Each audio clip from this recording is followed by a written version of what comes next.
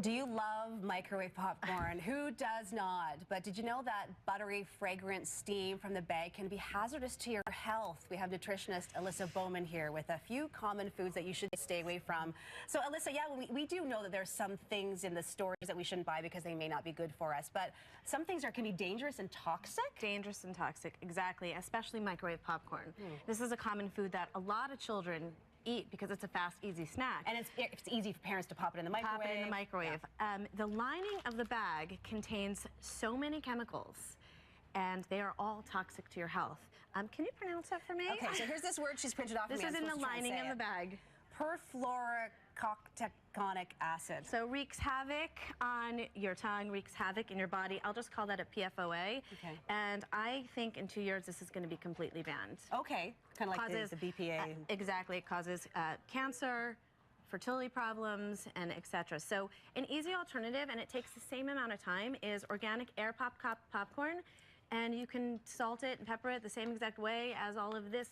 This is a shot of the inside of the microwave popcorn bag. Also, there's something called diacetyl. I'm not sure if I'm pronouncing it perfectly, but that is the fake butter, and that has been shown to cause lung cancer as well. So that smell that you're like, ooh, that smells good, let's stay away from that altogether. Yeah, it's actually quite damaging to you. I've heard about it. It's called popcorn lung. I think it gives you something called popcorn lung. So the alternative is just to air pop your popcorn. Own popcorn. Yeah. And let's go for organics here, which brings me into here. So conventional corn and potatoes are one of the highest sprayed produces in all of the world. They're sprayed at seed, they're sprayed during planting and entire time of growth.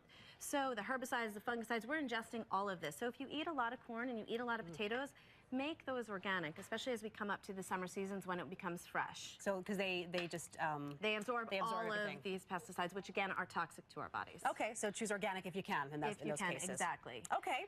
Next we have canned tomatoes. Yes, healthy. Tomatoes are healthy. They're loaded with lipocene. However, tomatoes actually pull out the BPA in the cans. The lining of the cans is a synthetic chemical called BPA, which has been banned in baby bottles and things like that.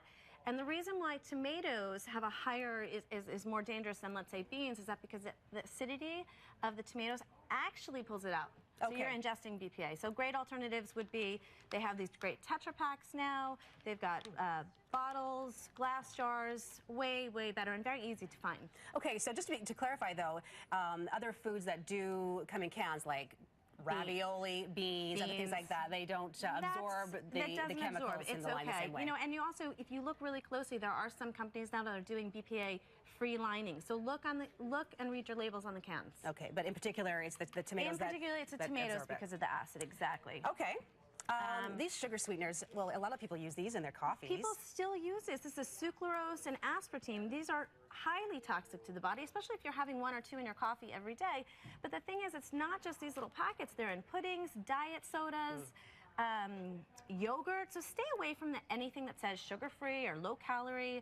Because they're putting something in there. And if it's sweet, because they are putting something in there. I would rather you eat sugar, believe this, I'm a nutritionist, so I'm saying that, than actually ingest these artificial chemicals, because again, they wreak havoc on your system and your endocrine systems, and again are linked to things like infertility and cancer and heart diseases. So here are a couple healthier choices: natural honey, this is stevia, and this is a coconut palm sugar, which is lower on the glycemic index, still high in calories, but doesn't spike your blood sugar like white sugar. So where would you find that?